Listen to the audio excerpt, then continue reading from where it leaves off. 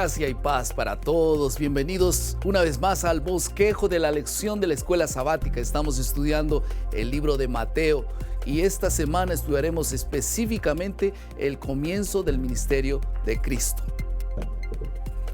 El pan era parte de la dieta diaria del pueblo de Israel. Pueden imaginarse 40 días sin comer pan.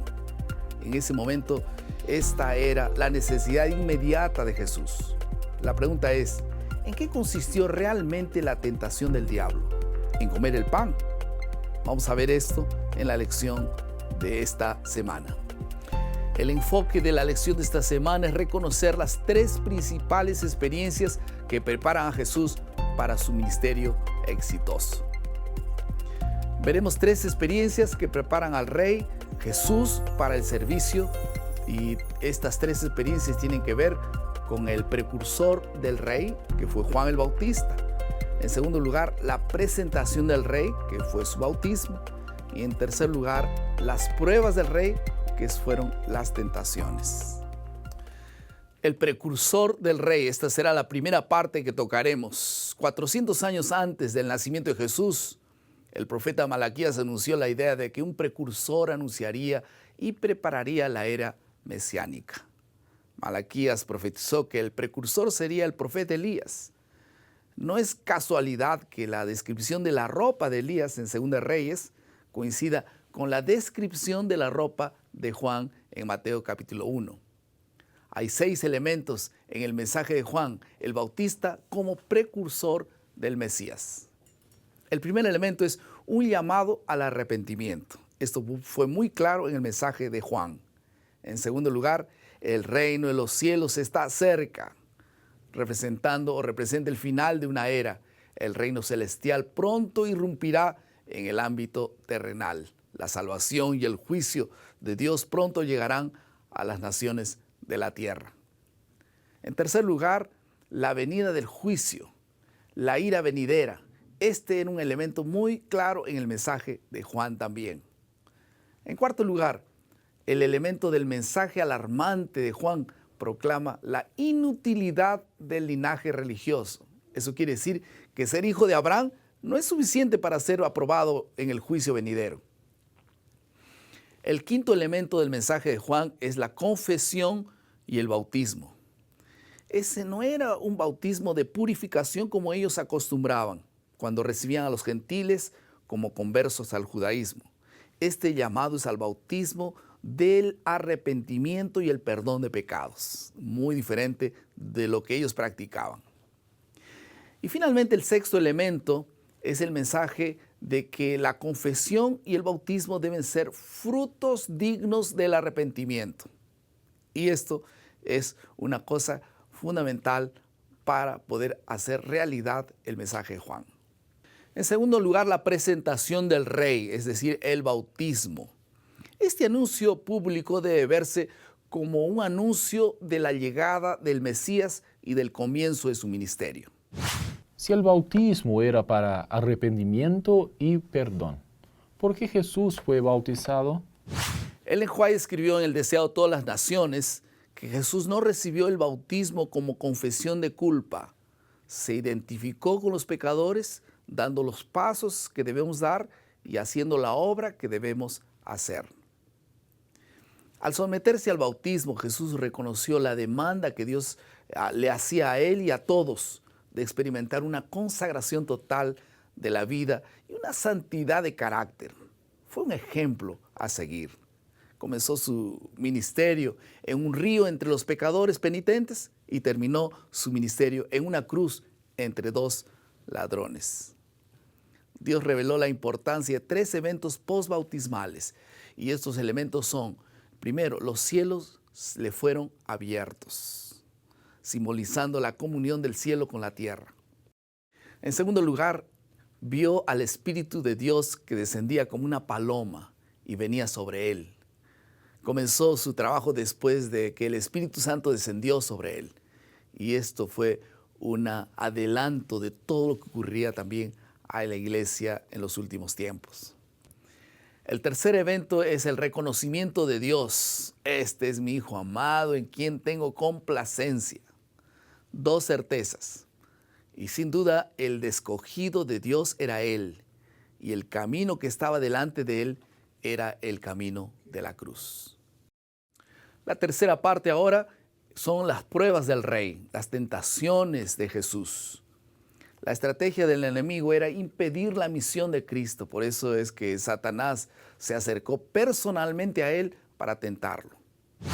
Pastor, no entiendo esta declaración de Mateo que dice que Jesús fue llevado al desierto por el Espíritu para ser tentado por el diablo. ¿Cómo se entiende eso?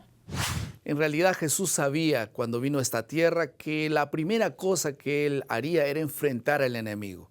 Él sabía que no había cómo evitarlo y por eso es que ya luego, al inicio de su ministerio, encaró esa lucha. La clave se encuentra también en el capítulo anterior, cuando Jesús fue a Juan para ser bautizado. Y como vio la resistencia de Juan, Jesús le dijo, deja ahora, porque así conviene que cumplamos toda justicia. Y así era, nadie podía impedir que esa lucha fuese realizada. Y por causa de esa lucha, y gracias a la victoria de Jesús, que nosotros podemos tener ahora acceso a la vida eterna. Después de su bautismo, Jesús ahora estaba listo para presentar el reino de Dios. La gran pregunta es, ¿cómo debía cumplir su tarea? En el bautismo Dios habló desde el cielo, mi hijo eres tú. En otras palabras, Jesús fue proclamado como hijo del rey. Y también presentado como siervo en Isaías 42:1. La primera parte alude al papel del rey, hijo de Dios, y la segunda parte alude al papel de un siervo sufriente. La pregunta es, ¿qué camino tomaría Jesús? ¿El de rey o el de siervo sufriente? ¿Optaría por el trono o por la cruz? La gran tentación de Cristo durante su vida terrenal fue de evitar la cruz del siervo sufriente. La primera tentación que enfrentó Jesús en el desierto fueron las palabras del diablo que le dijo, si eres hijo de Dios, di que estas piedras se conviertan en pan. ¿Qué quiere decir esto? Satanás se acerca ahora a Jesús y toca el punto de mayor necesidad, de la necesidad inmediata que tenía en ese momento, que era el alimento. No era una tentación solo para satisfacer el apetito, no era apenas el hambre que podía tener del pan, era para que Jesús usara su poder divino en favor de su propia necesidad. Usar su poder, su propio poder para ayudarse a sí mismo. Esto sería lo mismo que usar su poder para evitar la cruz. La expresión si eres hijo de Dios crea dudas, desconfianza de Dios. Jesús conocía a Dios y confiaba en Él. Él dijo, tú eres mi hijo amado. Todo el mundo sabía, Él sabía, Dios sabía. Y ahora, si eres hijo de Dios, ¿eres o no eres? Esta era una tentación para poder dudar si esto fuera realmente cierto o no era cierto. Entonces había que probarlo, no había nada que probar. Se conocía a sí mismo y no tenía ni una duda. Un asunto importante en las tentaciones es que Jesús siempre responde con un está escrito. Es una verdadera defensa contra las tentaciones, la palabra de Dios.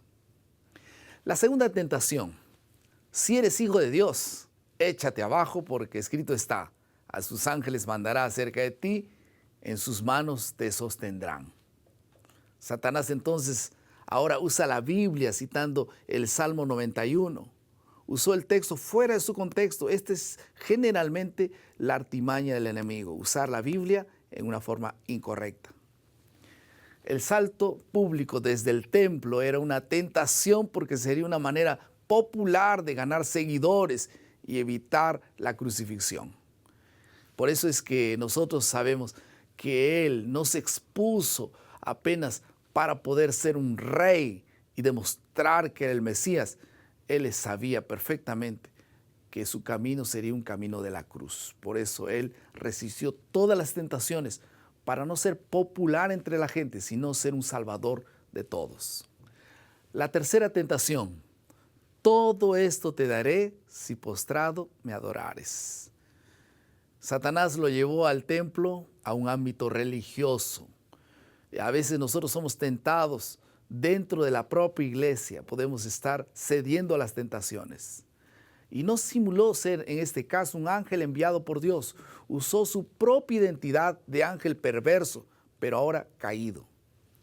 El punto de la tercera tentación es que los judíos percibieron que el dominio mundial sería una función mesiánica. Entonces el pueblo de Israel estaba listo para recibir a un Mesías político que terminaría con el dominio romano. Pero Jesús eligió el camino de un siervo sufriente que vino a establecer un reino eterno. Y el propósito de su venida no fue ser un rey político que los librara de las manos de los romanos. Él vino para rescatar, para salvar a su pueblo de sus pecados. Este es el grande asunto de la victoria de Jesús en las tentaciones. Vamos a pasar a la tercera parte de nuestro bosquejo ahora en relación a la aplicación de todas estas cosas para nuestro diario vivir. En primer lugar, cuando un ser humano no conoce a Dios, ni se conoce a sí mismo, comienza a dudar. La ignorancia de Dios genera inestabilidad y también desconfianza. En segundo lugar, suplir la necesidad inmediata es menos importante que la necesidad eterna, que es realmente lo que nosotros buscamos y en lo que tenemos que invertir todos los días. Así, por ejemplo, si tu necesidad inmediata es comer, primero come el pan de vida. Si tu necesidad inmediata es llamar a una persona, primero llama a Dios. Si tu necesidad es saber las noticias en la televisión, primero conoce las noticias que Jesús tiene para ti. Primero el reino de Dios. En tercer lugar, Jesús venció las tentaciones con el poder de la palabra. Usemos la palabra de Dios para fortalecer nuestras vidas. Y en cuarto lugar, Jesús eligió hombres comunes para tareas extraordinarias. Cada vez que Dios quiere hacer algo grande, Él escoge personas simples que puedan ser utilizadas para la honra y la gloria de su nombre. Vamos a la última parte de nuestro bosquejo. Y hay un salmo lindo que está en el Salmo 119, versículo 11, que dice: en mi corazón he guardado tus dichos para no pecar contra ti. Qué lindo, ¿no? Yo te invito a tomar la decisión de guardar en tu corazón la palabra de Dios cada día para encontrar fuerzas para vencer todas las tentaciones. Y yo espero que Dios pueda bendecir esta decisión de leer la Biblia y la lección todos los días para hacer una firme barrera contra el pecado.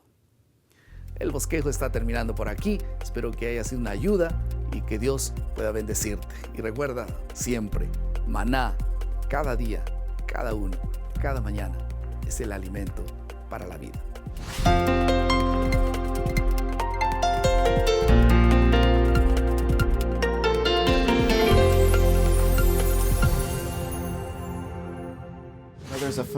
Hay una historia familiar con la que muchos crecieron.